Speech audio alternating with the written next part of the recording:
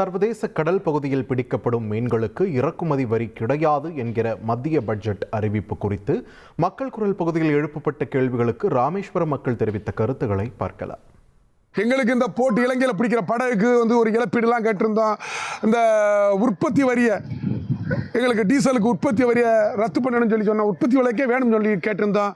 இது போக எங்களுடைய மாலு கயறு இதுகளுக்கெல்லாம் ஜிஎஸ்டியை குறைக்கணும்னு சொல்லியிருந்தோம்.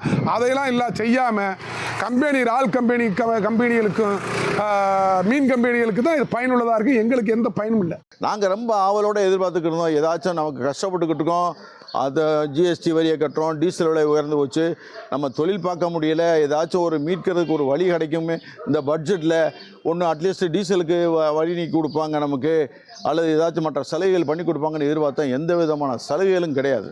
மீனவர்களுடைய குழந்தைகளுக்கு கல்வி படிப்பு, மீனவர்களுக்கான வீடுகள், மீனவர்களுக்கான வேலை வாய்ப்புகள், மீனவர்களுக்கான ஏராளமான உதவிகளை மத்திய அரசாங்கத்திடம் இருந்து மீனவர்கள் எதிர்பார்த்த சூழலில் இன்றைக்கு மத்திய அரசாங்கம் தாக்கல் செய்யக்கூடிய பட்ஜெட் என்பது மீனவர்களுக்கு எதிரான பட்ஜெட் தான்.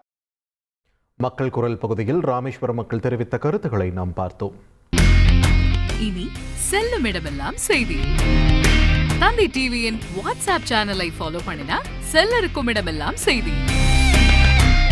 இதோ QR கோட் இப்பவே ஸ்கேன் பண்ணுங்க, ஃபாலோ பண்ணுங்க.